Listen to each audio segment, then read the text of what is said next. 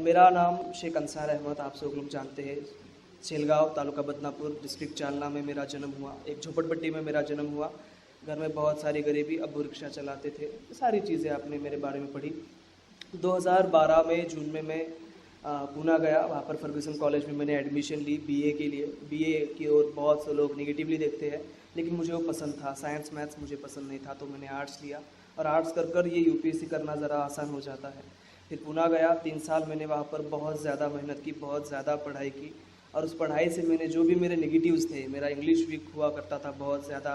Personality में कुछ चीज़ें थी कि हम जब रूरल बैकग्राउंड से आते हैं और पूना जैसी बड़ी सिटी में जब हम जा जाते हैं, तो हमारे जो एटिकेट्स मैनर्स होते हैं वो वहाँ के बच्चों से ऑब्वियसली कम होते हैं। तो ये सारी चीज़ें, इसी के साथ साथ पढ़ाई, competition, hard work, smart work, ये सारी चीज़ें मैंने मेंटेन की। और 18 साल का था मैं जब मैं गया पूना में। अभी 21 साल मेरी उम्र है। इस साल जो रिज़ल्ट आया है, उस साल के रिज़ल्ट में मैं the youngest IAS officer of this year बन चुका हूँ। 21 साल की मेरी उम्र है। एक बात मैं पहले ही क्लियर कर देना चाहता हूँ कि बहुत लोग जो है कि अपनी जो गरीबी होती है, घर में जो मिजरीज होती है, बहुत सारी तकलीफ़ें होती है, उनको रीज़न बता देते हैं कि भाई मुझे पढ़ना था लेकिन हमारे यहाँ गरीबी थी, भाई मुझे वो बनना था लेकिन गरीबी थी, ये बनना था लेकिन ये हो गया। तो रीज़न्स देना बहुत बुरी आदत होती है। गरीबी और आपके सक्सेस का, या अमीरी और आपके सक्सेस का कोई डायरेक्ट रिलेशनशिप नहीं होता, कोई रिलेशन नहीं होता। वो आपके सक्सेस मिलने में थोड़े हर्डल्स ला सकती है। आपकी गरीबी मुश्किलें पैदा कर सकती है, लेकिन आप उस मुश्किलों को हरा सकते हैं, आप जीत सकते हैं। मेरा एग्जाम्पल आज आपके सामने है।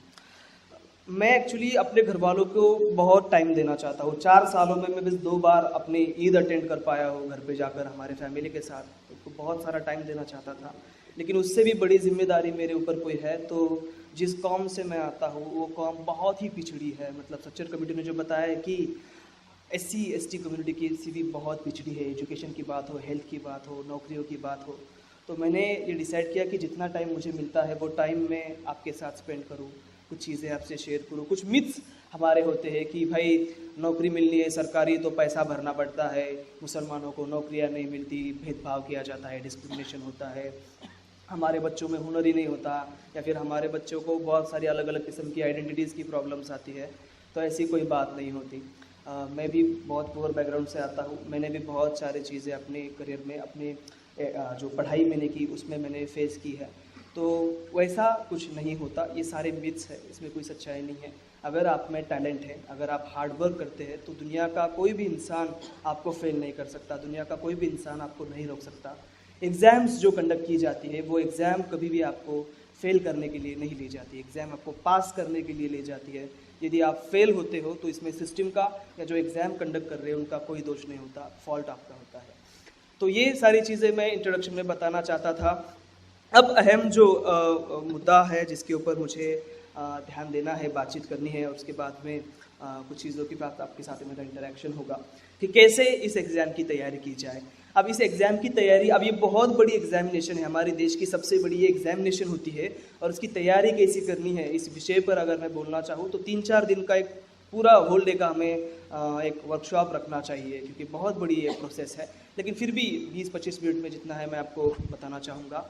प्रीलिम मेंस इंटरव्यू, इस एग्ज़ाम के 3 लेवल्स होते हैं। प्रिलिमिनरी एग्जामिनेशन में GS और CSAT 2 पेपर होते हैं। CSAT क्वालिफाइंग है, जिसमें आपको मैथ्स, एक इंग्लिश और लॉजिकल रीजनिंग ये पार्ट आते हैं। इसमें आपको 66 मार्क्स मिनिमम लाने होते हैं। वो नहीं आते तो आप पास नहीं कर पाते। आप 200 आउट ऑफ 200 लाते हैं तो भी कोई फ़ायदा नहीं है, 66 आपको लाना होता है। GS 1 पेपर होता है, इसमें history, geography, economics, politics, science technology, environment science, current affairs, ऐसे बहुत सारे टॉपिक्स मिला के ये पेपर आता है। इसमें आपको ज़्यादा से ज़्यादा स्कोर करना होता है। 200 मार्क का ये पेपर होता है। तो ये प्रिलिमिनरी है। मेंस में आपको 9 पेपर होते हैं, जिनमें से 2 पेपर, एक आपकी लैंग्वेज उर्दू हिंदी जो भी हो, और एक आपको कंपलसरी पेपर लेना होता है जो इंग्लिश होता है। इसमें आपको क्वालिफाई करना है। 300 मार्क का ये पेपर होते हैं, 300 मार्क के। इसमें से आपको 75 मार्क्स लाने हैं, मतलब 25% आपको पासिंग करना है। यदि आप 25% भी मार्क्स इन लैंग्वेज में नहीं ला पाते तो आपके जो बाकी के 7 पेपर से वो चेक नहीं होते, आप डिस्क्वालीफाई हो जाते हैं, और बहुत सारे लोग इन लैंग्वेजेस में कट जाते हैं। 7 पेपर बचते हैं, इसमें से 4 पेपर होते हैं GS 1, 2, 3, 4, 2 आपके ऑप्शनल के और एक एस्से का। GS 1, 2, 3, 4 का जो नेचर है, GS 1 पेपर है, उस पेपर में आपको हिस्ट्री, ज्योग्राफी और सोशियोलॉजी पढ़ना होता है। GS2 होता है जिसमें आपको political science, Indian constitution, international relations की पढ़ाई करनी होती है। GS3 में economic, environment, science, technology, disaster management, national security जैसे टॉपिक्स आ जाते हैं।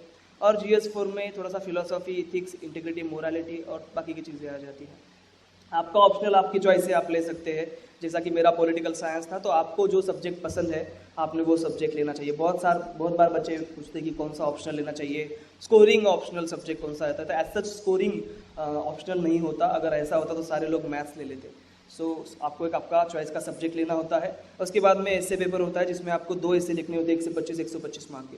तो ये पूरा इस एग्जामिनेशन का नेचर है। इसके बाद में इंटरव्यू होता है, वो सारी चीज़ें इंटरव्यू की आपको मुझे लगता है कि पता है। तो ये इस एग्जामिनेशन का पैटर्न है। इस एग्जामिनेशन में सबसे ज़्यादा इम्पॉर्टेंट चीज़ कोई है तो वो आपका हार्डवर्क है, क्योंकि बहुत सारे बार ऐसा कहा जाता है कि ये एग्जामिनेशन हमारे देश की सबसे मुश्किल एग्जामिनेशन है और उसको पास करने के लिए मेरिट चाहिए होता है, बहुत ज़्यादा होशियारी होनी चाहिए होती है, हुनर होना चाहिए होता है, उसकी ज़रूरत होती है। लेकिन उससे भी सबसे ज़्यादा ज़रूरत हार्डवर्क की होती है, क्योंकि बहुत बार ऐसा देखा गया है कि ऐसे स्टूडेंट्स हैं जो 10th 12 में फेल हो चुके हैं एक ज़माने में और वो आगे चल के IAS ऑफिसर बने। तो हार्डवर्क ये सबसे ज़्यादा ज़रूरी होता है इस एग्जामिनेशन में। आपको 12, 13, 14 घंटे पढ़ाई करनी होती है। हाँ, ये बात और है कि 14 घंटे आपको एक जगह नहीं बैठना है, आप 3-3 घंटे, 2-2 घंटे पढ़ाई कर सकते हैं, 5 मिनट का आप ब्रेक ले सकते हैं। तो ये इतना आपको हार्डवर्क लेना पड़ता है। इसमें दूसरी जो इम्पोर्टेंट बात है वो आपका फोकस होना बहुत ज़रूरी है, क्योंकि कई बार जब मैं पूना में था, लाइब्रेरी में कभी कभार मैं चला जाता था तो देखता था कि बच्चे किताब सामने लेकर बैठे, लेकिन उनका ध्यान कहीं और होता था, कोई म्यूजिक सुनता था, कोई इधर उधर देखता था। तो फोकस आपका होना बहुत ज़रूरी है कि ज़्यादा से ज़्यादा आपका जो टाइम आप 13-14 घंटा बैठ रहे हैं तो वो पूरा यूटिलाइज आप पढ़ाई के लिए कर पाए, फोकस। तीसरी बात डेडिकेशन की होती है कि आपको पूरी तरह से झोंक देना है इस एग्ज़ाम के लिए। ये आपकी एक लड़ाई है, आप मैदान में उतर चुके हैं, आपके सामने आपके दुश्मन है और उन दुश्मनों को ख़त्म करने के लिए आपको पूरी लगन से, पूरी मेहनत से आपको काम करना होता है। मैंने जैसा बताया कि 4 साल मेरे हो चुके हैं पूना में, 2012 में मैं गया था। इन 4 सालों में मैं बस 2 ही बार हमारे घर में ईद मनाने के लिए हमारे पेरेंट्स के साथ था। 6-7 महीने में मैं एक बार जाया करता था, क्योंकि गांव आने के बाद फिर से पूना जाना और फिर वापस सेट होने में, वो माइंडसेट से बाहर निकलने, घर वालों की यादों से बाहर निकलने में 1 हफ्ता निकल जाता था। तो डेडिकेशन बहुत ज़्यादा ज़रूरी होता है, हार्डवर्क तो ऑब्वियसली होता ही है। इसमें पेशेंस भी बहुत ज़्यादा ज़रूरी होते हैं इस एग्ज़ाम को पास करने के लिए, क्योंकि बहुत बार आपके सामने मेरा एग्जाम्पल है, फर्स्ट अटेम्प्ट 21 साल, pre clear, mains clear, interview clear, final clear, 361 rank. लेकिन हर एक के साथ ऐसा नहीं होता। मैं जब इंटरव्यू में गया था तब एक किस्सा ऐसा हुआ कि हम 6 लोग थे, हम 6 लोगों का इंटरव्यू होना था UPSC का, और एक उसमें लड़का था, वो मेरी तरफ देख रहा था, मैं उसको बहुत छोटा लगा, इसलिए उसने मुझे सवाल पूछा कि भाई आपकी उम्र कितनी है। तो मैंने कहा भाई 21 साल। तो वो बहुत शॉक हो गया, क्योंकि 21 साल तक तो कुछ लोगों की डिग्री कंप्लीट नहीं होती, और मैं UPSC ऐसी इतनी मुश्किल एग्जाम का इंटरव्यू फेस करने के लिए जा रहा था, जो कि बहुत अहम लेवल होती है इस एग्जामिनेशन की। तो मुझसे भी रहा नहीं गया, तो मैंने पूछा भाई तुम्हारी उम्र कितनी है। तो उसने कहा 31 साल। शॉक हो गया कि जब मैं पहली कक्षा में था तब वो 10वीं कक्षा में था। तो पेशेंस नाम की चीज़ की मैं बात इसलिए कर रहा हूँ क्योंकि फर्स्ट अटेम्प्ट में आपको सक्सेस आएगा इसकी गारंटी नहीं है। ये एक कॉम्पिटिशन है, 4-4.5 लाख बच्चों में से 1100 बच्चे हर साल सेलेक्ट होते हैं, उसमें आपका नंबर आएगा ही ऐसा नहीं है। तो आपको बार बार पेशेंस रखकर आपको तैयारी करनी होती है। कभी आप प्रीलिम फेल हो जाओगे, कभी मेंस फेल हो जाओगे, कभी इंटरव्यू में रह जाओगे। तो ये आपको हर लेवल पर पेशेंस की बहुत ज़्यादा ज़रूरी है, बहुत ज़्यादा हमें सब्र की ज़रूरत होती है, और सब्र का फल ऑब्वियसली मिठाई होता है।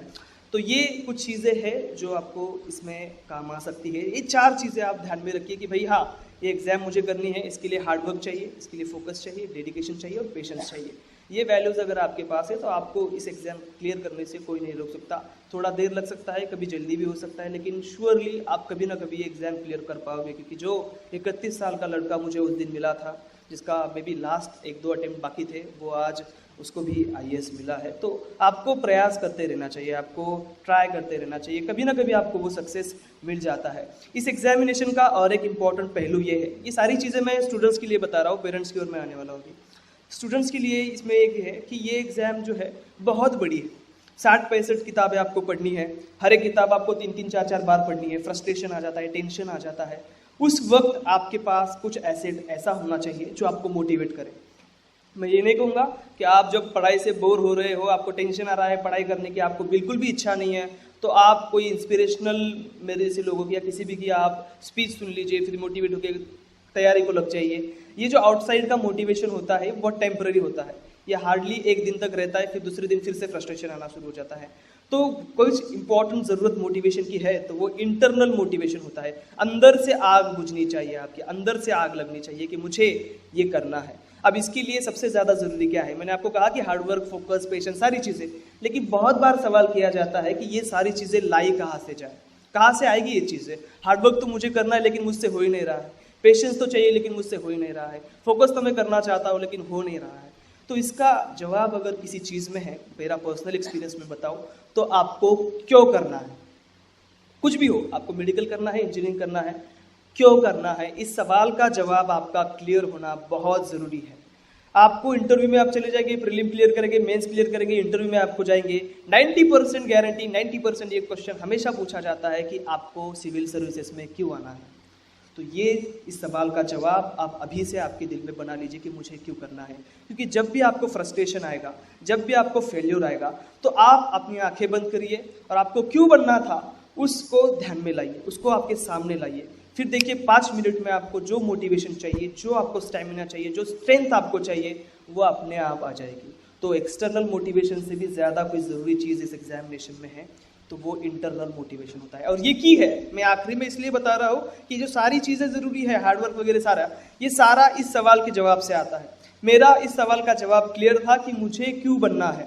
तो जब भी मुझे फ्रस्ट्रेशन आता था, जब भी मेरे पास पैसे नहीं होते थे, जब भी मुझे कोई किताब खरीदनी होती थी लेकिन मैं खरीद नहीं पाता था, जब भी मेरी कभी पढ़ाई नहीं होती थी, घर पे किसी का झगड़ा हो जाता था, अम्मी अब्बू की मारपीट चलती थी, घर पे पता चलता था, फ्रस्ट्रेशन आता था तो पढ़ाई नहीं हो पाती थी, तब मैं 5-10 मिनट का ब्रेक लेता था, अपनी आंखें मिटाता था, मुझे क्यों बनना है, मुझे क्यों ये एग्ज़ाम पास करनी है, क्यों आईएएस में बनना चाहता हूँ। इस सवाल का जवाब मेरा क्लियर था और जब भी मैं उसके बारे में सोचता था तो मुझे अपने आप इंटरनल एक मोटिवेशन आता था, मैं सारी तकलीफ़ें मेरी भूल जाता था। तो जैसा मैंने शुरुआत में कहा कि आप गरीब हो, अमीर हो, आप किस बैकग्राउंड से आते हो, इसका इस एग्ज़ाम के सक्सेस से कोई रिलेशन नहीं होता। आपकी हार्डवर्क, आपके पेशेंस और ये सारी चीज़ें आपके सक्सेस में कंट्रीब्यूट करती है। तो ये एक बात जहन से निकालना बहुत ज़रूरी है, स्पेशली मुस्लिम कम्युनिटी को, कि भाई हमें नौकरी नहीं मिल सकती। ये बहुत ही बुरी माइंडसेट है। अब मैं सुबह भी ये कहा कि आपको रोकने वाला कोई और नहीं है, ये सिस्टम, ये गवर्नमेंट, ये सोसाइटी, ये कोई भी आपको नहीं रोकती। उल्टा ये लोग आपको प्यार करते हैं, ये लोग आपको अंदर लेना चाहते हैं, ये लोग आपको आगे बढ़ाना चाहते हैं, आपको बूस्ट करना चाहते हैं। हमारे ऑनरेबल प्राइम मिनिस्टर ने जो सबका साथ सबका विकास का नारा दिया है, या फिर जो 15 पॉइंट प्रोग्राम गवर्नमेंट की ओर से इम्प्लीमेंट किया जाता है, ये आपके लिए तो है। सचिव कमेटी की कुछ रिपोर्ट्स में जो कुछ भी रिकमेंडेशन दिए थे, उस रिकमेंडेशन के माध्यम से आप लोगों को तो अपलिफ्ट करने का प्रयास हो रहा है, लेकिन फिर भी उसके रिजल्ट क्यों नहीं आते? गवर्नमेंट तो इनिशिएटिव लेती है, ब्यूरोक्रेसी इनिशिएटिव लेती है, सारी चीज़ें चलती है, लेकिन मुस्लिम कम्युनिटी फिर ब्यूरोक्रेसी में इतनी कम क्यों है? आज अगर देखा जाए तो आईएएस जो है, इंडियन एडमिनिस्ट्रेटिव सर्विस, उसमें मुस्लिम पॉपुलेशन का, मुसलमानों का रिप्रेजेंटेशन 3% है, आईपीएस में 4% है, आईएफएस में उससे भी बहुत कम है। तो इतना कम क्यों दिखाई देता है? इसका कोई जवाब है तो वो सोशो इकोनॉमिक कंडीशन का ऑब्वियसली कंट्रीब्यूशन वो उसको करता है, लेकिन सबसे बड़ी अगर कोई रोकने वाली चीज़ है तो वो आपका माइंडसेट है। मैं जब 4th कक्षा में था तब मेरी स्कूल बंद होने वाली थी, क्योंकि हमारे रिलेटिव ने मेरे अब्बू से कह दिया कि भाई पढ़कर इसको कौन सी नौकरी लगनी है, उससे अच्छा है इसको अगर आप 15-20 साल पढ़ाओगे, उससे अच्छा है कि 15-20 साल इसको आप रिक्शा चलाने लगा दो, सिखा दो इसको, कुछ ना कुछ काम धंधा लगा दो इसको, तो फिर वो कमाई आपकी हो जाएगी। 15-20 साल आप क्यों इन्वेस्ट कर रहे हो? तो मुस्लिम कम्युनिटी का प्रॉब्लम ये है कि जो हमारे बच्चे होते हैं, इनको बच्चों से ज़्यादा हम एक एसेट की तौर पर देखते हैं कि ये जाएगा, काम करेगा, घर पे कमा के लाएगा। तो ये माइंडसेट बदलना बहुत ज़रूरी है। आपके बच्चे आपका एसेट नहीं है, आपके बच्चे हैं, उनको पढ़ाना बहुत ज़रूरी है। दूसरी बात, माइंडसेट चेंज करना बहुत ज़रूरी है। आपके सामने मैं एग्जाम्पल के तौर पर खड़ा हूँ, मैंने ना किसी को 2 रुपये की रिश्वत दी है मुझे ये नौकरी मिलने के लिए, ना ही मैंने कोई गलत काम किया है, मैंने बस मेरी मेहनत की है। इस एग्जामिनेशन की जो ज़रूरत है कि क्या करना चाहिए एग्ज़ाम क्लियर करने के लिए, वो सारी चीज़ें मैंने दिल जान से उसमें लगा दी है, उसका रिजल्ट आपके सामने है। तो ये बात आप आपके दिमाग से निकाल दीजिए। तीसरी बात बहुत बार माइंडसेट की ये होती है कि भाई आप पढ़ोगे लेकिन आप जब इंटरव्यू में जाओगे तो वो लोग आपके साथ पार्शलिटी करते हैं। तो ये भी बहुत गलत हमारी सोच है। इंटरव्यू के लिए मैं गया, उन लोगों के साथ मेरा बहुत अच्छा इंटरव्यू हुआ। 275 मार्क का इंटरव्यू होता है। मुझे लगा था कि इंटरव्यू से बाहर निकलने के बाद कि भाई मुझे 170, 180, 190 के बीच में मार्क्स आएंगे, उन लोगों ने मुझे 199 मार्क्स दिए हैं और वो बहुत ज़्यादा मार्क्स है, बहुत ज़्यादा मार्क्स है। 199 मैंने भी एक्सपेक्ट नहीं किए थे, इतने मार्क्स उन लोगों ने मुझे दिए हैं। उन लोगों ने मैं किस मज़हब का हूँ, किस जाति का हूँ, किस बैकग्राउंड से आता हूँ, वो नहीं देखा। उन लोगों ने मेरी सोच देखी कि अंसार ये सारी चीज़ें चल रही है, तो आपको क्या लगता है ये सही है गलत है। तो उन्होंने मेरी सोच देखी, ना कि मैं किस मज़हब से आता हूँ। अगर मेरे मज़हब में कुछ गलत चीज़ें चल रही है तो क्या मैं उसके बारे में बात कर सकता हूँ, या कुछ गलत मेरे सोसाइटी में सिस्टम में हो रहा है तो क्या मैं खुलकर वो बात आप सामने रख सकता हूँ। तो ये हमारी सोच वो लोग देखते हैं। तो हमें हमारी सोच भी बदलने की ज़रूरत है, हमारी सोच में सुधार लाने की ज़रूरत है। हमारे बच्चों को ज़्यादा से ज़्यादा मेन स्ट्रीम की एजुकेशन देने की ज़रूरत है। मैं ऐसा नहीं करूँगा कि आप आपके बच्चों को कुरान मत पढ़ाइए, नमाज मत पढ़ाइए, वो ज़रूरी है, जिसको लगता है ज़रूरी है वो करना चाहिए। लेकिन अगर आपको दीन और दुनिया में बैलेंस करना है तो मेन स्ट्रीम की एजुकेशन आपके बच्चों को देना बहुत ज़्यादा ज़रूरी है। और उसमें भी लड़कियों के बारे में तो बहुत बुरी सिचुएशन है। मैंने सुबह भी ये कहा कि अगर हमारे घर में मैं एज ए लड़की पैदा होता तो मैं आज यहाँ तक इस मुकाम तक नहीं पहुँच पाता। तो ये मुस्लिम कम्युनिटी को आज सोचने की बहुत ज़्यादा ज़रूरत है कि आपको कहाँ जाना है। तो आप जो सोचते हैं वो आप बन जाते हैं। ऐसा बहुत जगह आपने गीता में भी पढ़ा है, गौतम बुद्ध ने भी ये कहा कि यू थिंक यू बिकम।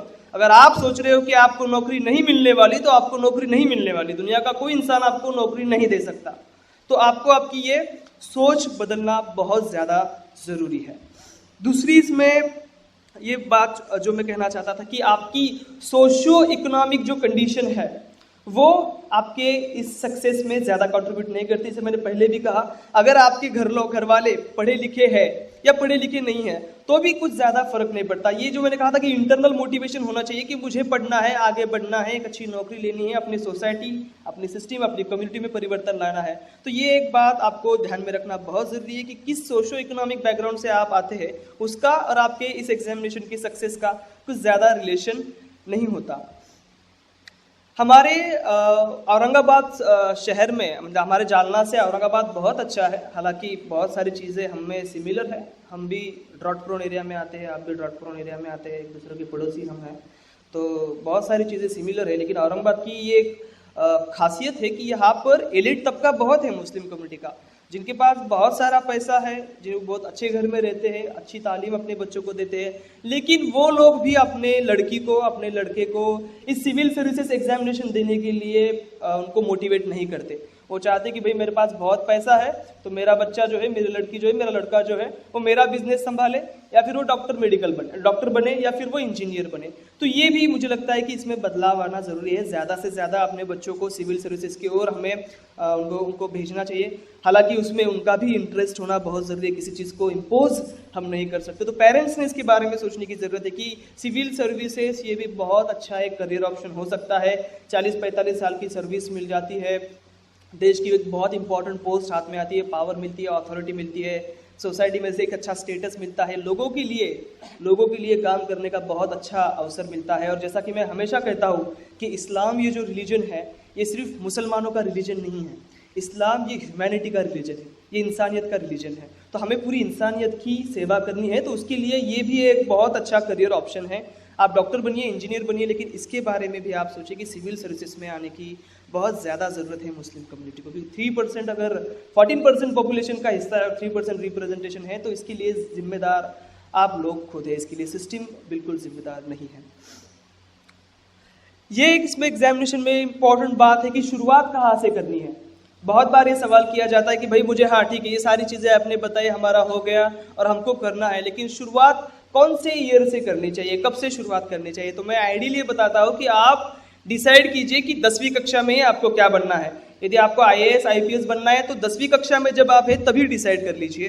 11-12 आप 11-12 की अच्छी सी पढ़ाई कीजिए, लेकिन आप दिल में ये बात रखिए कि मुझे IAS IPS बनना है। उसके बाद जो है 12वीं के बाद फर्स्ट ईयर से लेकर ही आप एग्जामिनेशन की तैयारी शुरू कर दीजिए। क्योंकि आप जब 12th पास हो जाते हैं तब आप 18 साल के होते हैं, फिर 18, 19, 20, 21 3 साल में आपका ग्रेजुएशन कंप्लीट हो जाता है। उन 3 साल में अगर आपने बहुत अच्छी तरह से फोकस रख के पढ़ाई की है तो 21वीं साल की उम्र में आप एग्जामिनेशन दे सकते हैं, जैसे कि मैंने दी। मेरी जो डिग्री थी ये डिग्री कंप्लीट हुई जून 2015 में।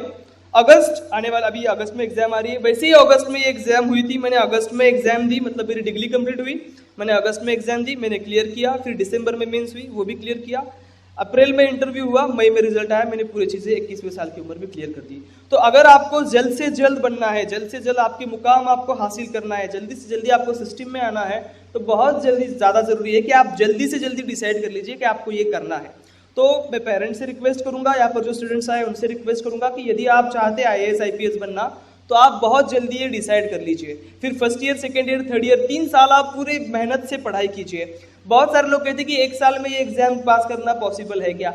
Rarest of the rare case में ऐसा होता है कि 1 साल आपने पढ़ाई की और उस पढ़ाई के बलबूते पर आप एग्जाम क्लियर कर दिए। मैंने 3 साल पढ़ाई की, इस बलबूते पर मुझे फर्स्ट अटेम्प्ट में ये सफलता मिली है। अगर आप ईयर्स के माध्यम से देखते हो तो ये मेरा शायद तीसरा अटेम्प्ट होता।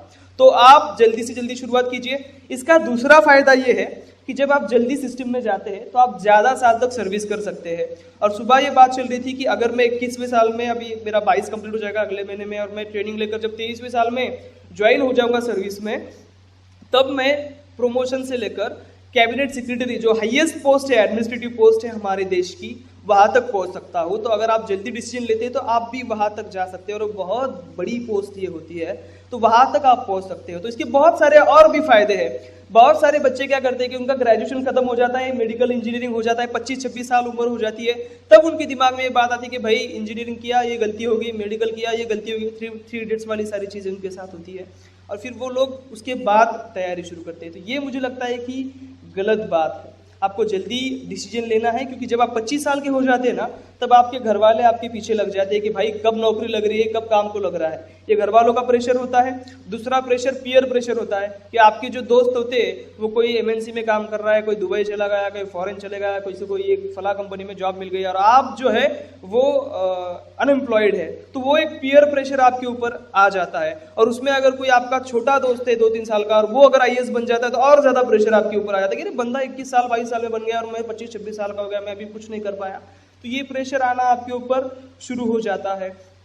तीसरी बात जो मेरे साथ अभी हो रही है, आपको रिश्ते आने शुरू हो जाते हैं 25 साल के ऊपर, तो वो भी आपको तकलीफ दे सकते हैं। मेरा नंबर किसी ने फेसबुक और व्हाट्सएप पे वायरल कर दिया, तो औरंगाबाद से ही मुझे 4-5 रिश्ते आ चुके हैं फोन के ऊपर कि भाई हमारी लड़की है, ये पढ़ा फला पढ़ी है, आप शादी कर लो वगैरह। उन्होंने कहा मैं किस साल का हो, अभी 25 वगैरह साल के बाद में शादी करते हैं। तो हाँ, तो ये चीजें होती है कि आपके ऊपर ये प्रेशर आना शुरू हो जाता है जब आप 25 साल क्रॉस करते हैं आपकी उम्र।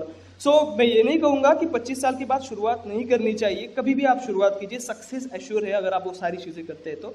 लेकिन थोड़ी मुश्किलें हमारी बढ़ जाती है जब हम 25-26 साल के हो जाते हैं। तो बहुत जल्दी आपको शुरुआत करनी है इस एग्जाम की प्रिपरेशन की। 3 साल की पढ़ाई है, 9-10 घंटा, 11-12-13 जितना भी आप पढ़ सकते हो उतना आप पढ़िए, मेहनत कीजिए। सक्सेस आपको, अगर आपने मेहनत ली है, जो एग्जामिनेशन की डिमांड है वो डिमांड अगर आप पूरी करते हैं तो आपको कोई नहीं रोक सकता मतलब। और इसमें फाइनली मैं जो बात कहना चाहता हूँ कि पेरेंट्स का रोल बहुत इंपॉर्टेंट होता है। पेरेंट्स, हमारे मुस्लिम कम्युनिटी में ये है कि पेरेंट्स का रोल आज भी बहुत ज़्यादा है। हमारी मुस्लिम कम्युनिटी उतनी भी वेस्टर्नाइज नहीं है, उतनी भी मॉडर्नाइज नहीं है, अगर मैं ये कहना चाहूँ हिम्मत करके, कि वो अपने बच्चों को इंडिपेंडेंस दे कि आपको क्या करना है। वो अपने बच्चों को इंडिपेंडेंस दे कि भाई हाँ तुझे सिविल सर्विसेज ज्वाइन करना है, ठीक है, उसमें एश्योरेंस नहीं है, गारंटी नहीं है, बहुत ज़्यादा कंपटीशन है, मिल सकती है नौकरी, नहीं भी मिल सकती। तो वो गारंटी देने की उनको ये परमिशन देने की चांसेस बहुत कम होते हैं मुस्लिम कम्युनिटी में। तो मैं रिक्वेस्ट करूंगा उन सारे पेरेंट्स से कि अगर आपके बच्चे कुछ बनना चाहते हैं, डॉक्टर, मेडिकल, कुछ भी, और स्पेशली अगर IAS IPS की तैयारी करना चाहते हैं, तो आप उनको, उनके पीछे आप खड़े रहिए। मेरे अब्बू जो रिक्शा चलाते थे, अगर एक रिक्शा चलाने वाला अपने बेटे के पीछे खड़ा हो सकता है तो आप तो मुझसे कहीं ज़्यादा अमीर है, आपके पास सारी चीज़ें हैं, पैसा है, इमोशनल सपोर्ट है, सारी चीज़ें आपके पास है। तो वो आपको ध्यान में रखना जरूरी है। आपको आपके लड़की के पीछे, लड़के के पीछे खड़े होना है, उनको जो करना है उसमें आपको पेरेंट्स को मदद करनी है। और उसके लिए बहुत सारे इनिशिएटिव्स है। आज काविश फाउंडेशन की ओर से ये इनिशिएटिव लिया जा रहा है। मैं खुद को अनलकी मानता हूँ कि जब मैं तैयारी शुरू कर रहा था तब मुझे कुछ ऐसे इनिशिएटिव या ज़कात फाउंडेशन के बारे में मालूमात नहीं थी। अगर मुझे मालूमात होती तो मेरा रैंकिंग शायद और भी अच्छा बढ़ जाता, और भी अच्छी तरह से मैं दिल्ली जाकर प्रिपेयर कर पाता, या फिर औरंगाबाद से ही मुझे ज़कात की मदद से मैं और अच्छा पढ़ाई कर पाता। लेकिन आज आपको ये स्टेज मिला है, आपको काविश फाउंडेशन का एक बेस मिल रहा है, उनका गाइडेंस मिल रहा है। आज आपके सामने अंसार शेख, मैं खुद खड़ा हूँ, आपके सामने एक एग्जाम्पल है कि भाई इस बंदे ने इतनी सारी चीज़ें फेस की, इसका स्ट्रगल हुआ, इतनी परेशानियां उठानी पड़ी, फिर भी ये 21वें साल में फर्स्ट अटेम्प्ट में अपने देश का सबसे यंगेस्ट IAS ऑफिसर इस साल का बन सकता है, तो हम क्यों नहीं कर सकते।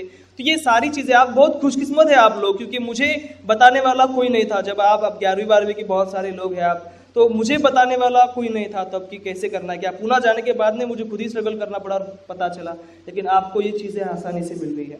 तो आपको काबिज फाउंडेशन का एक प्लेटफॉर्म मिल रहा है। आपके सामने एक आदमी खड़ा है जिसने स्ट्रगल से 21 साल में उम्र ये कंप्लीट किया है, और आपके पास फाइनेंशियल रिसोर्सेज भी है, आपके पास पैसे हैं, आप अच्छे क्रेडिट कैटेगरी को बिलोंग करते हैं। अगर वो भी नहीं है तो आपके पास काबिज फाउंडेशन और फिर ज़कात फाउंडेशन ऑफ इंडिया जो है दिल्ली का, या फिर हमदर्द स्टडी सर्कल, बाकी की जो चीज़ें हैं, वो लोग भी आपको बहुत सारा फाइनेंशियल सपोर्ट प्रोवाइड करते हैं। तो आपको इस बारे में आप सोचने की बहुत ज़्यादा ज़रूरत है, आपका माइंडसेट बदलने की बहुत ज़्यादा ज़रूरत है। और मैं फाइनली ये बात कहूँगा, फिर इंटरेक्शन लेते हैं, क्योंकि मैं ये नहीं कहूँगा कि देखो मैंने 10वीं में ये किया, बचपन में ऐसा था, स्कूल में ऐसा था, घर पे वैसा था, फिर पुणे गया वहाँ पर ये हुआ। मैं वो चीज़ों के ऊपर आप बात नहीं करना चाहता, क्योंकि आप स्टूडेंट हो और आप ये इससे भी ज़्यादा आपके लिए ज़रूरी है कि कैसे ये सारी चीज़ें करनी है। इस एग्जामिनेशन में जो प्रिलिमिनरी एग्जामिनेशन होता है, वो एग्जामिनेशन आपका इन्फॉर्मेशन चेक करता है कि आपके पास इन्फॉर्मेशन कितनी ज़्यादा है। तो प्रीलिम एग्जामिनेशन में सबसे ज़्यादा ज़रूरी कोई बात है तो वो रीडिंग। आप जितनी ज़्यादा बुक्स, अलग अलग बुक्स, एक सब्जेक्ट के ऊपर ज़्यादा से ज़्यादा बुक्स पढ़ सकते हैं, उसका आपको बहुत ज़्यादा फायदा होता है। जितने ज़्यादा आप पेपर सॉल्व करोगे उतना ज़्यादा आपको उसका फायदा होता है। तो रीडिंग, रिविजन और पेपर सॉल्विंग बहुत ज़्यादा ज़रूरी है, बहुत मेहनत इसमें करना पड़ती है। मेंस की एग्जामिनेशन में आपको रीडिंग और राइटिंग दोनों की इक्वली ज़रूरत होती है। बहुत बहुत ज़्यादा आपको लिखने की ज़रूरत होती है कि एक पेपर आता है, 3 घंटे होते हैं, 20 सवाल उसमें होते हैं, हर सवाल का जवाब आपको 9 मिनट में देना है। उस 9 मिनट में आपको सवाल पढ़ना है, सवाल घुमा फिरा के पूछा गया है, वो सवाल समझ में लेना है। उसके बाद में इतना होने के बाद उसका स्ट्रक्चर तैयार करना है और 200 शब्द उसके लिए लिखने हैं। तो 200 शब्द पूरा समझ लेना, 9 मिनट एक सवाल के लिए। ऐसे 20 सवाल आपको 3 घंटे में सॉल्व करने हैं। इतना होने के बाद आपको फिर 2 घंटे का रेस्ट है, फिर आपको 3 घंटे, फिर आपको 20 सवाल, 4000 शब्द। दिन में आपको 6 घंटे लिखना है, 8000 शब्द लिखने होते हैं। दूसरे दिन फिर आपको छुट्टी वगैरह कुछ नहीं होती, फिर से आपको वही कंटिन्यू करना पड़ता है। 6 दिन तक मेंस का एग्जामिनेशन चलता है। आपको आपकी जो लैंग्वेज है, आप उर्दू पढ़ रहे हैं, मेरा तो मराठी से हुआ था। मेरा जो एक सक्सेस का जो बताते हैं कि क्यों इंपॉर्टेंस रखती है मेरी सक्सेस, वैसे तो बहुत सारे कैंडिडेट पास हुए, फाइनेंशियल बैकग्राउंड तो है ही, लेकिन मराठी से मैंने किया। 12वीं तक मैं मराठी में पढ़ा था, फिर मैंने ग्रेजुएशन इंग्लिश मीडियम से किया, फर्ग्यूसन कॉलेज पुणे से। तो मराठी में मैंने पेपर दिया। अगर आप उर्दू में देते हैं तो भी बहुत अच्छी बात है, लेकिन उर्दू लैंग्वेज के ऊपर आपकी बहुत ज़्यादा कमांड होने की ज़रूरत होती है। बहुत अच्छी आपकी साफ सुथरी उर्दू होनी चाहिए, जो मेरी नहीं है। अनफॉर्चुनेटली मेरी उर्दू इतनी अच्छी नहीं है, हिंदी भी नहीं है, मराठी भी ठीक ठाक है। तो आपको आपकी उस लैंग्वेज पे बहुत कमांड रखनी होती है, बहुत आपको एकदम वो एडमिनिस्ट्रेटिव लैंग्वेज के अंदर पेपर सॉल्व करने होते हैं। आपको बैलेंस ऑफ ओपिनियन रखना होता है। आपको कोई भी कॉइन की एक साइड नहीं बतानी पड़ती है, आपको दोनों साइड बतानी होती है। आपको आपका कंट्रीब्यूशन देना पड़ता है, आपके खुद के थॉट्स क्या है उस सब्जेक्ट के ऊपर वो देने होते हैं। आपको कंक्लूजन निकालना पड़ता है, आगे क्या करना चाहिए इसका सॉल्यूशन आपको सवाल से देना पड़ता है। तो आपको एक गांव से, स्कूल से उठा के कलेक्टर की चेयर पर नहीं बिठाते। उसकी ये जो प्रोसेस है एग्जामिनेशन की, उस प्रोसेस से वो निकल आता है कि भाई अगर कोई प्रॉब्लम हो रही है आपके डिस्ट्रिक्ट में, तो आप बैलेंस ऑफ ओपिनियन रखकर, आप अपने कॉन्स्टिट्यूशन को सामने रखकर डिसीजन ले सकते हैं क्या, या फिर आप अगर हिंदू है, या फिर आप मुसलमान, या फिर आप क्रिश्चियन है, तो आप उन्हीं को फेवर करोगे। तो ये सारी चीजें एग्जामिनेशन में से क्लियर होती है। कंक्लूजन आप देते हैं, जब आप सॉल्यूशन बताते कि हाँ ये सवाल हमारे देश के सामने आज है, ये उसके रीजंस है, और मुझे लगता है कि इसके ऊपर ये सॉल्यूशंस लेने चाहिए। तो ये भी उस एग्जामिनेशन जो चेक करता है उसको पता चलता है कि हाँ इस बंदे के पास कोई बात है। अगर ऐसा इशू उसके सामने रोजमर्रा की जिंदगी में जब वो कलेक्टर बन जाता है, आता है, तो वो उस इश्यू को सॉल्व कर सकता है।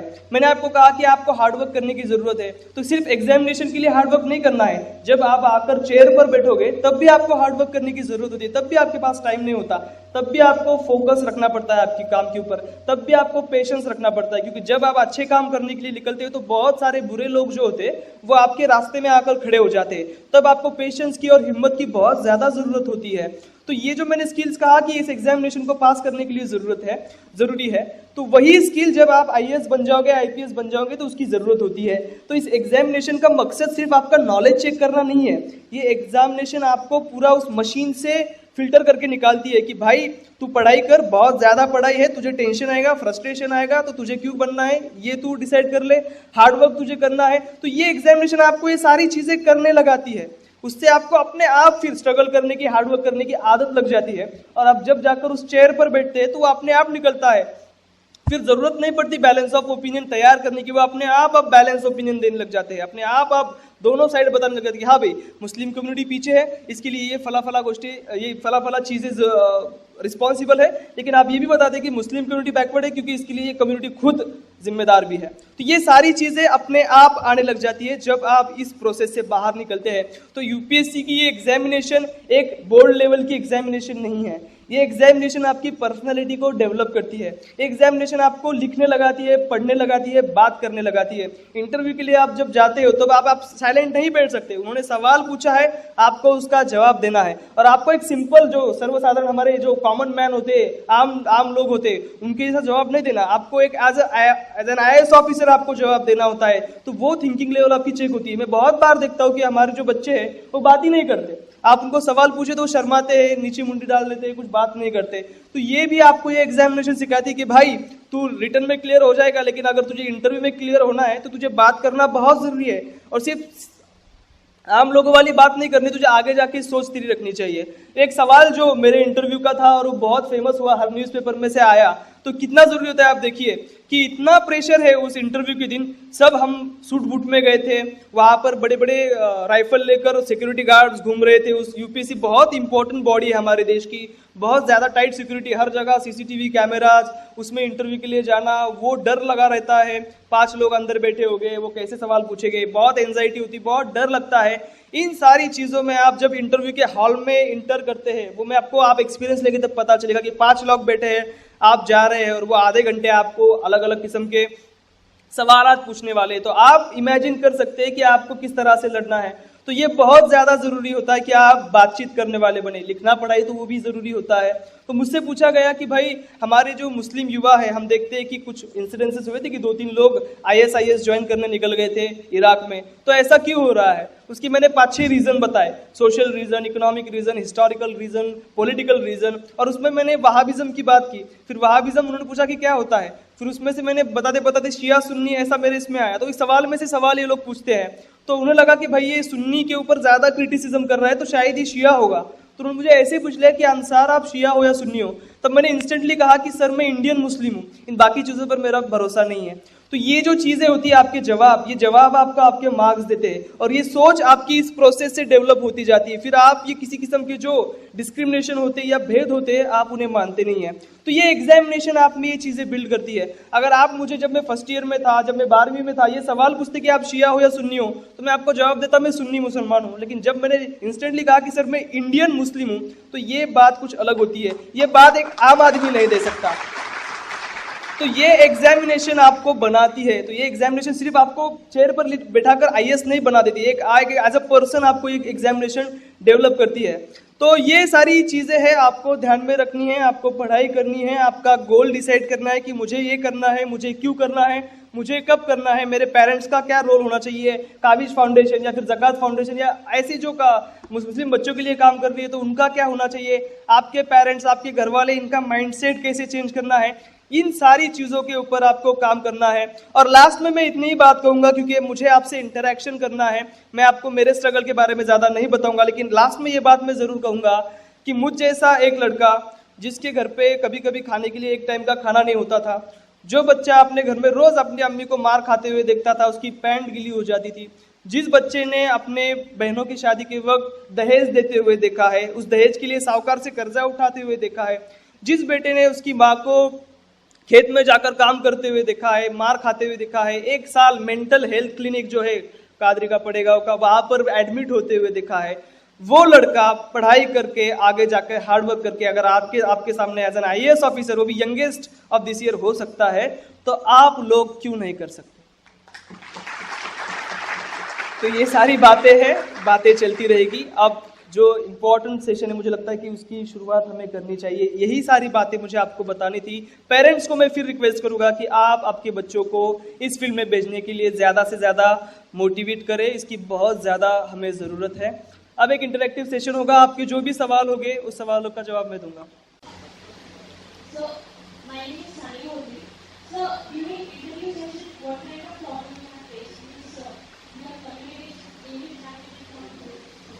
मुझे आपका सवाल पूरी तरह से सुनाई नहीं दिया। ये कम्युनिकेशन समथिंग आपने Communication skills, we have to improve that first. So yes तो ये आपके बचपन से आपको बात करने की आदत होनी चाहिए।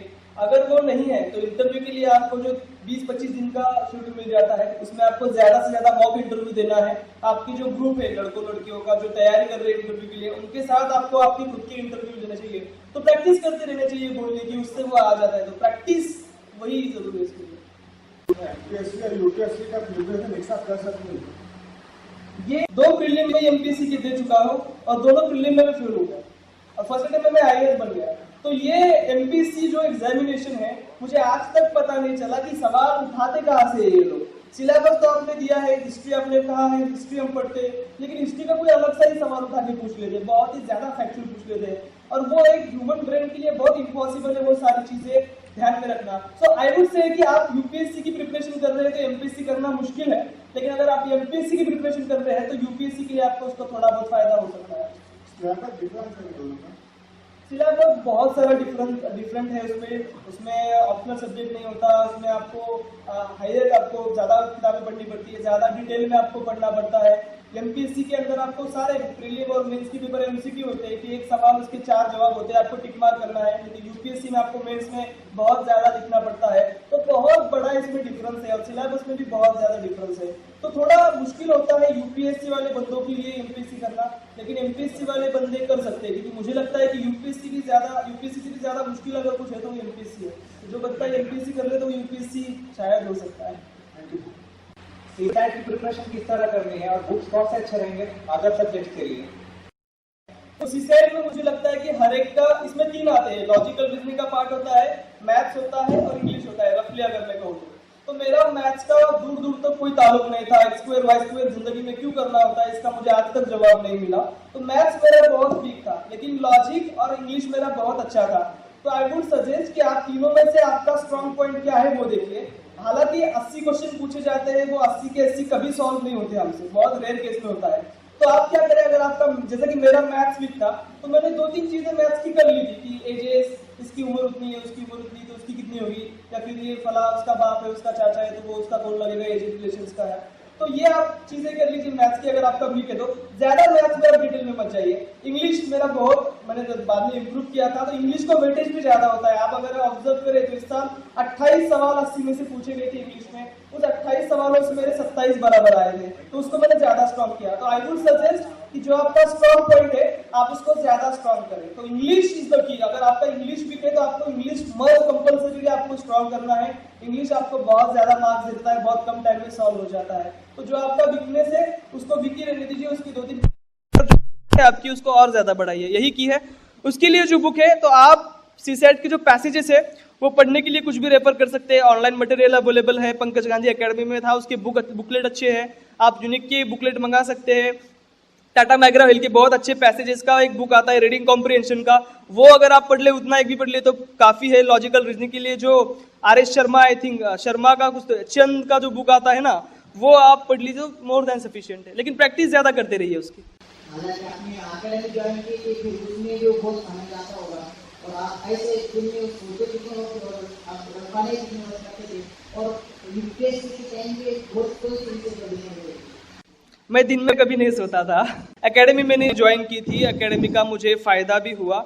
लेकिन एक बात मैं आपको ये बता दूं कि हमारी एकेडमी में मेरे बैच में एक 150-200 बच्चे थे। ऐसे उस साल जून, जुलाई, अगस्त मराठी की 3 बैच, इंग्लिश की 3 बैच मिला के लगभग 1000 स्टूडेंट्स थे और हमारे बैच का मैं अकेला हूँ जो सिलेक्ट हुआ हूँ। तो क्लासेस, कोचिंग क्लासेस ये आपको गाइड करती है। ये एक रेस है, आप ऐसा समझ लीजिए ये रेस है और आपको दौड़ना है। तो वो कोचिंग वाले आपको बताते हैं कि भाई आपको वहां पहुंचना है, ऐसे पहुंचना है, आपके पैरों में यहाँ पर दर्द है, आपको यहाँ पर ये मलहम लगाना है, आपका दूसरा पैर बहुत स्ट्रांग है, आप ये खा लीजिए, आप अच्छी तरह से भाग पाएंगे, दौड़ पाएंगे। और फिर वो आपको मैदान में छोड़ देते हैं। अब इसमें यह है कि सबको ही वो बताते हैं, लेकिन दौड़ना तो आपको ही पड़ता है। तो एकेडमी का ऑब्वियसली रोल होता है, लेकिन सबसे ज्यादा कोई इंपॉर्टेंट चीज है तो वो आपका हार्डवर्क है। 10% एकेडमी का कंट्रीब्यूशन होता है, 90% आपको खुद से ही करना पड़ता है। और उसके लिए फिर दिल्ली जाने की भी जरूरत नहीं होती। मैं कभी दिल्ली नहीं गया, सिर्फ इंटरव्यू के लिए गया था। तो ये चीजें हैं। आपने 2-3 सवाल पूछे, लेकिन मेरी मेमोरी बहुत कमजोर है, मैं 2 ही सवाल सुन पाया था। Thank you.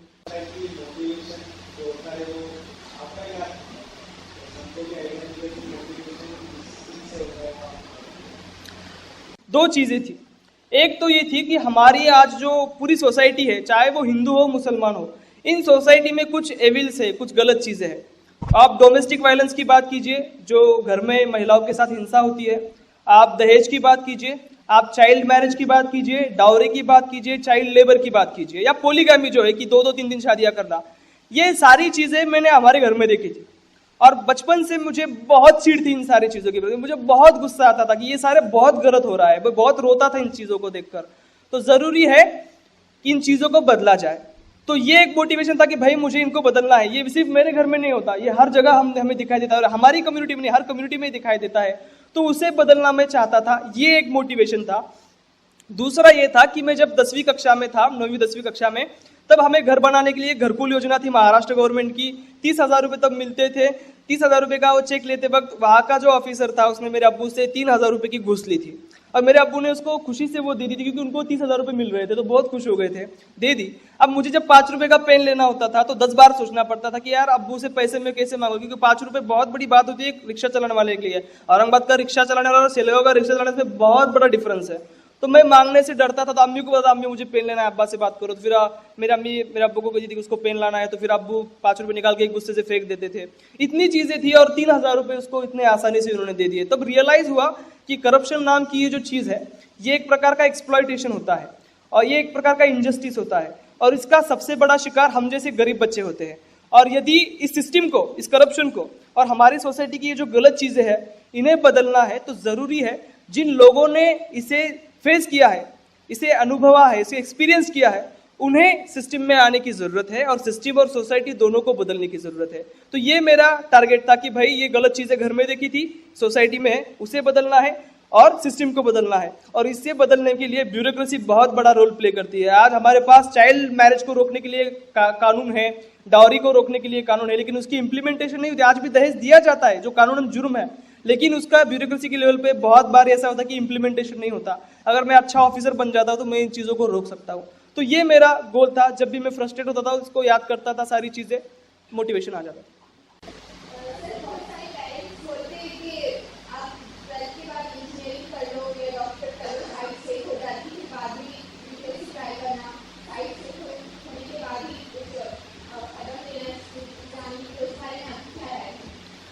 भाई आप टारगेट यूपीएससी का ही रखो, लेकिन अगर वो नहीं होता है तो आप क्या करो, एक इंजीनियरिंग कर लो, मेडिकल कर लो, और फिर उसके बाद में आप इस एग्जामिनेशन की तैयारी शुरू करो। तो कोई गलत बात नहीं है। आज आप अगर आप देखें तो बीए कर बहुत कम लोग ये एग्जामिनेशन पास होते हैं, इंजीनियर और मेडिकल वाले ही लोग ज्यादा होते हैं। लेकिन फिर भी आई वुड सजेस्ट कि आपका इंटरेस्ट अगर मेडिकल इंजीनियरिंग में नहीं है तो आप बिल्कुल वहां ना जाए। और बीए का या फिर ह्यूमैनिटीज का या बीएससी का फायदा ये होता है कि आप 21वीं साल की उम्र में ग्रेजुएट हो जाते हो, वेराज आपको मेडिकल इंजीनियरिंग में 4-4, 5-5 साल लग जाते हैं।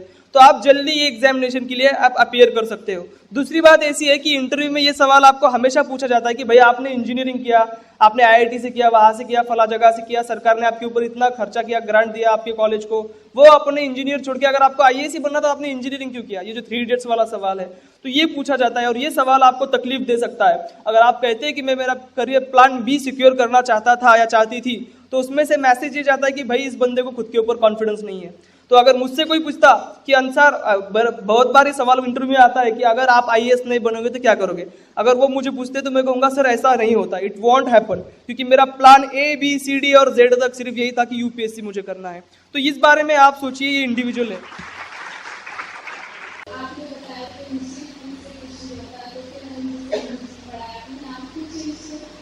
जी देखिए, वो एक टैग थी।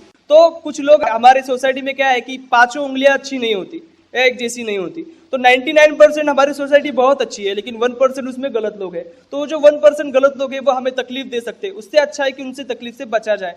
तो ये आइडिया होती है, प्रैग्मेटिज्म होता है, प्रैक्टिकल जीना इसे कहते हैं कि भाई ठीक है, यहाँ पर ये नहीं हो रहा है तो कॉम्प्रोमाइज कर लो। सो वो आपको ज्यादा इफेक्ट नहीं करती। और दूसरी बात ये है कि ये सिस्टम आपके साथ नहीं कर रही, ये सोसाइटी आपके साथ करती है। सिस्टम आपके साथ डिस्क्रिमिनेशन नहीं करती। तो ये सिस्टम और सोसाइटी में डिफरेंस है, आप इसमें ध्यान देना जरूरी है। रिलीज मेंस के लिए आपने कौन-कौन से बुक्स रेफर किए और टाइम शेड्यूल क्या था?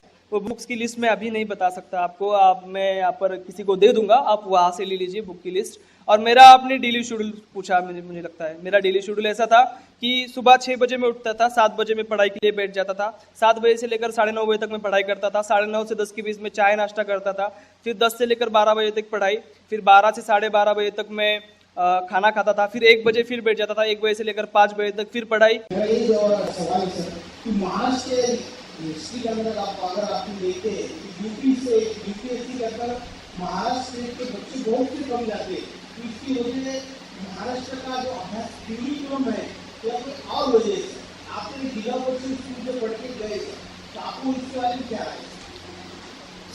देखिए, महाराष्ट्र में टैलेंट की कमी नहीं है, लेकिन उस टैलेंट को ढूंढने वाले बहुत कम लोग हैं।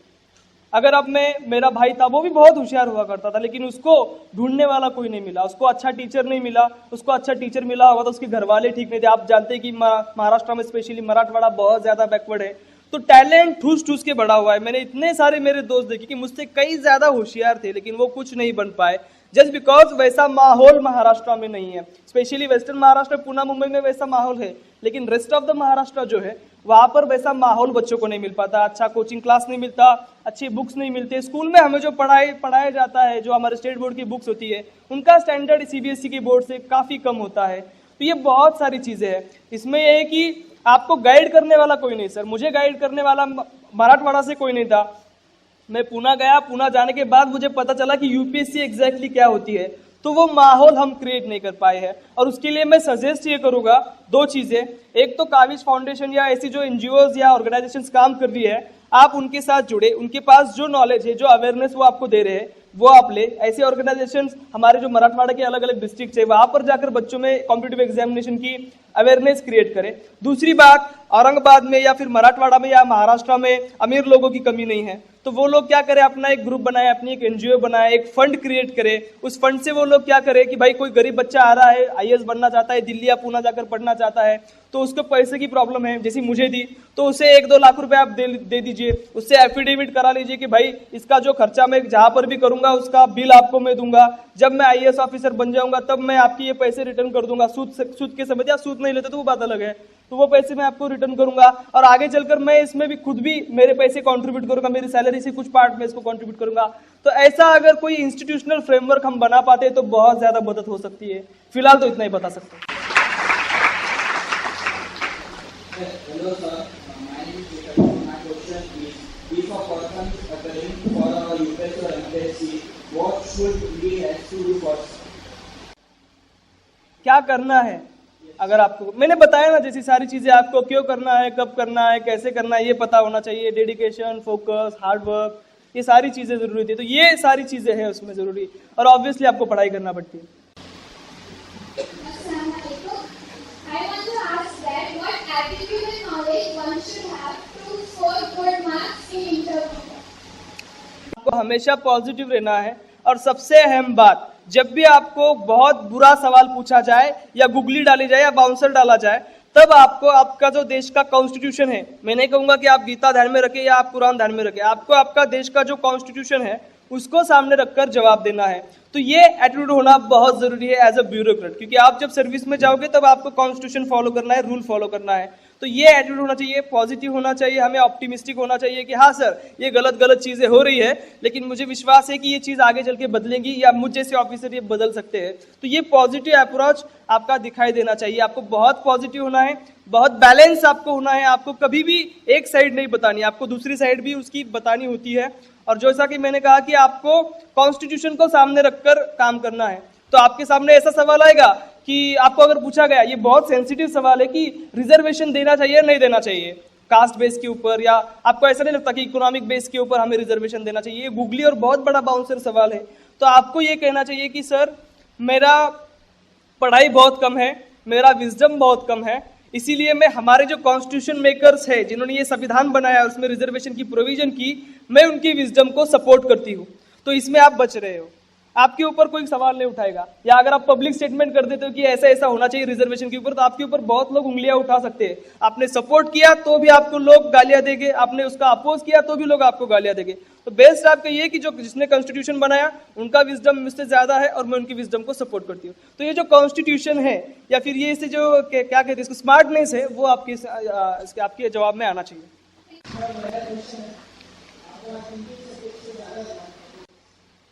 सारे सब्जेक्ट्स पे था वैसा, लेकिन मुझे मैथ्स पसंद नहीं था तो उसके ऊपर मैंने कम ध्यान दिया था। साइंस मुझे पता नहीं था कि क्या चीजें होती है तो उसके ऊपर मैंने कम ध्यान दिया था। तो उधर जो है कि आपको कंपलसरी है, आपको करना ही है, तो आपको इक्वल वेटेज हर सब्जेक्ट को देना होता है। लेकिन उसमें दो ऐसे सब्जेक्ट है, इथिक्स जो जीएस का पेपर है और एसए, उसके ऊपर आपको खासी मेहनत करने की जरूरत नहीं होती, क्योंकि वो आपने जो history, geography, politics, economics, sociology सब पढ़ा है उसका इंप्लीमेंटेशन आपको आपके एसए में और इथिक्स में करना होता है। तो उनकी तरफ थोड़ा सा अगर आपके पास टाइम कम है तो आप कम ध्यान दे सकते हैं, लेकिन ओवरऑल आपको सबकी पढ़ाई करनी है। आपसे वाले मेंस एग्जामिनेशन में ऐसे देखो तो लाखों स्टूडेंट्स हैं, लेकिन क्लियर होने के बाद में मेंस एग्जामिनेशन में लोअर मार्क्स लेने वाले भी स्टूडेंट्स होते हैं, हाईएस्ट मार्क्स लेने वाले भी। तो मेंस एग्जामिनेशन में वो कौन सा एटीट्यूड है जो आंसर के अंदर मेंशन होना चाहिए? तो ये है मेंस एग्जामिनेशन की कि आप पेपर पूरा सॉल्व करें। 20 के 20 सवाल आपको सॉल्व करने होते हैं, आप पेपर अच्छी तरह से सॉल्व करें। सबसे बड़ा प्रॉब्लम ये होता है कि सवाल ही समझ में नहीं आता कि सवाल क्या पूछा गया है। बहुत बार सवाल घुमा फिरा के वो लोग पूछते हैं। वो आपको ऐसा जो बोर्ड का एग्जाम होता है ना कि किसने किससे कहा, या फिर इसका थोड़क्यात उत्तर लिया, या ब्रीफ में बताइए, ऐसे सवाल नहीं पूछे जाते। सवाल बहुत ज्यादा घुमा फिरा के आपको पूछे जाते हैं, तो बहुत सारे लोगों को सवाल ही समझ में नहीं आते। तो जरूरी है कि आप सवाल समझें, फिर उसके बाद में उसमें आपको डायरेक्शन होती है कि इसके ऊपर आप कमेंट करें, इसको आप एक्सप्लेन करें, क्रिटिकली एनालाइज करें। तो उन टर्म्स के आपको मीनिंग पता होना जरूरी होता है। अगर आपको पूछ रहे हैं कि क्रिटिकली इवेल्युएट करें तो आपको पॉजिटिव बताना है, नेगेटिव बताना है, प्रो बताना है, कॉन्स बताना है, और क्रिटिकली का मतलब है आपको एक बैलेंस आपका कंक्लूजन करना है। तो बहुत सारे लोगों को ये पता ही नहीं होता। तो बहुत बार ये होता है कि आपको कहते हैं कि भाई ये चीजें हैं और इसको डिस्कस कीजिए, तो आप उसके ऊपर कमेंट कर डालते हैं, या आपको कहते हैं कि कमेंट कीजिए। इसका मतलब है कि 60% आप आपके खुद के ओपिनियन बताइए कि इस इशू के ऊपर क्या चल रहा है, आप खुद के ओपिनियन दीजिए, और 40% आप जो थ्योरी है उसको मिक्स कीजिए। लेकिन बहुत बार ऐसा है कि हम थ्योरी एक्सप्लेन करके खुश हो जाते हैं। तो ये मुझे लगता है कि एटीट्यूड हमें जरूरी है कि सवाल समझ लीजिए, पूरे सवालों के जवाब लिखिए और बैलेंस आपके जवाब दीजिए कॉन्स्टिट्यूशन को सामने रखकर। क्योंकि बहुत बार ऐसा देखा गया है कि बहुत लोगों ने ऐसे में कुछ बहुत ज्यादा गलत आंसर लिखे, मतलब इतने कि बहुत कंट्रोवर्शियल हो सकते थे, ऐसी चीजें लिखी गई है, तो वो आप ना करें। तो ये सारी चीजें होती है। एग्जाम के लिए एनसीईआरटी यूज कितनी फायदेमंद? जी, हमें जब बिल्डिंग बनानी होती है तो उसका हम पहले बेस बना लेते हैं, और अगर हमारा बेस नहीं है तो बिल्डिंग खड़ी नहीं कर सकते। तो एनसीईआरटी की जो बुक्स है बहुत खूबसूरत बुक्स है, और ये बुक्स आपका बेस तैयार करती है। तो बेस का काम ये है कि वो बेस का काम करता है, वो आपको सपोर्ट प्रोवाइड करता है नीचे से, उसके ऊपर आप बिल्डिंग बना सकते हैं, लेकिन वो बिल्डिंग भी आपको बनानी है। तो अगर आपका बेस क्लियर है तो आप बिल्डिंग बना सकते हैं, लेकिन इसका मतलब नहीं कि मैं बेस बनाकर रुक जाता हूँ। सो एनसीईआरटी आपको पढ़ना है, लेकिन आपको सिर्फ एनसीईआरटी नहीं पढ़ना है। एनसीईआरटी तो आपको रिलीजियसली फॉलो करना है, वो आपकी पढ़ाई का 20% पार्ट है। 80% जो उसकी एडिशनल बुक्स है वो आपको पढ़नी है। तो एनसीईआरटी आपको बेसिक्स बताएगा कि ये चीजें क्या होती है, कैसी होती है, लेकिन उसके बाद में आपको डिटेल में जाकर पढ़ना है, तो आपको फिर रेफरेंस बुक्स पढ़ने की बहुत ज्यादा जरूरत है। 20% एनसीईआरटी जो आपको बेस देती है, 80% जो उसके ऊपर आपको बिल्डिंग बनानी बड़ी, तो वो आपकी रेफरेंस बुक्स होती है।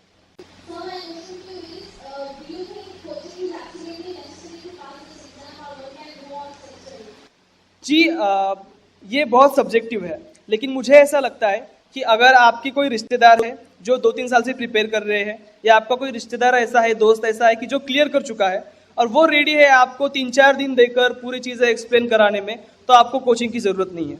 लेकिन वैसा कोई नहीं है तो आपको कोचिंग की जरूरत है 2 चीजों के लिए। एक तो ऐसा होता है कि हमारा माइंडसेट होता है कि मेरे दोस्त ने लगा लिया, उसको आप अच्छे इजी में वो एक्सप्लेन कराएंगे, मुझे वो नहीं मिलेगा। तो ये एक चीज होती है कि क्लास से हमारे जो चीजें है बुक्स की, वो लोग बुक्स में से ही पढ़ाते हैं, लेकिन उसको अच्छे इजी तरह से वो क्लियर करते हैं। दूसरी बात, इन्फीरियरिटी कॉम्प्लेक्स नहीं होता कि यार उसने क्लास लगाया, मैंने नहीं लगाया, वो हो जाएगा और मैंने होगा। तो एक थोड़ा सा एक कॉम्प्लेक्स का ये सवाल होता है। लेकिन अगर आपका कोई नजदीक का इंसान कर रहा है, तो वो अगर गाइड करना चाहता है आपको, तो जरूरी है। जैसा कि मैंने कहा कि आपको रास्ता दिखाता है कोचिंग क्लास, दौड़ना आपको होता है। अगर रास्ता कोई और दिखा रहा है कोचिंग क्लास के बजाय, तो यू गो अहेड।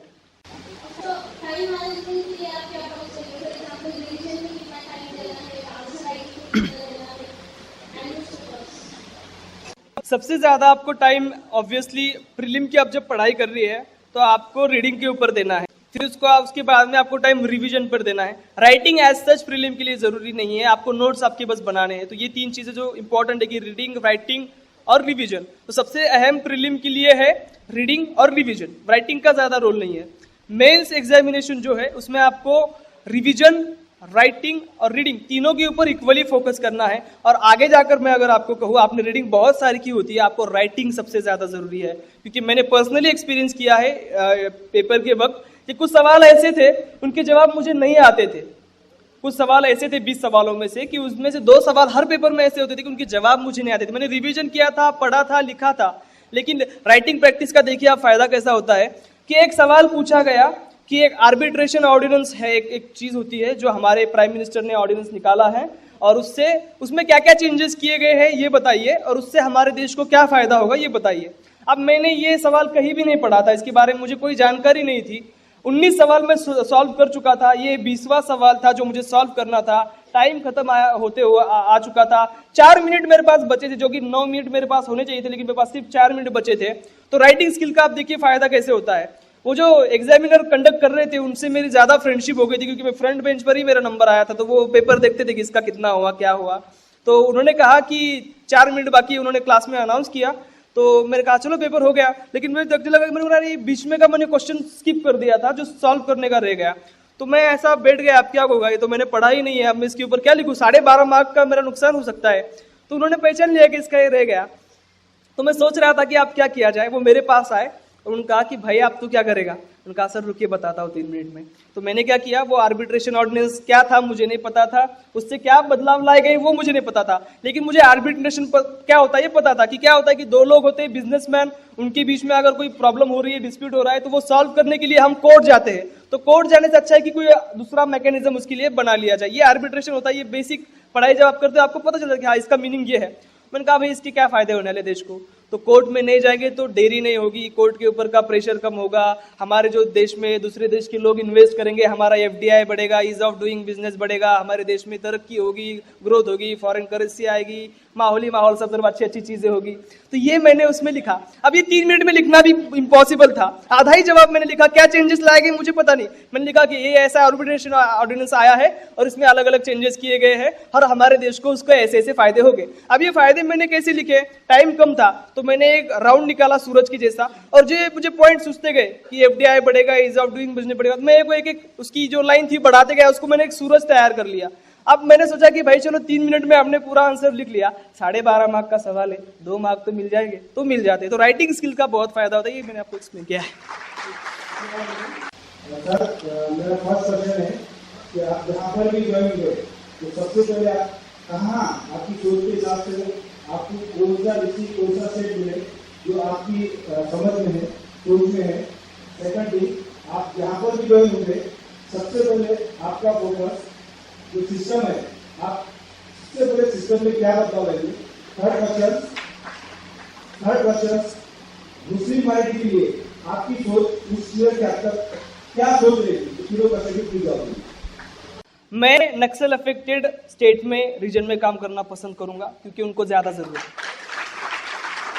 दूसरा, आपने जो सवाल पूछा कि सिस्टम में आने के बाद मैं सिस्टम को कैसे बदलूंगा, देखिए करप्शन नाम की जो चीज है ना, ये ऊपर से शुरू होती है, और अगर ऊपर का जो बंदा सबसे हाई लेवल पर बैठा है वो अगर ट्रांसपेरेंट है तो नीचे का जो तलाठी होता है ना उसको भी ट्रांसपेरेंट रहना पड़ता है।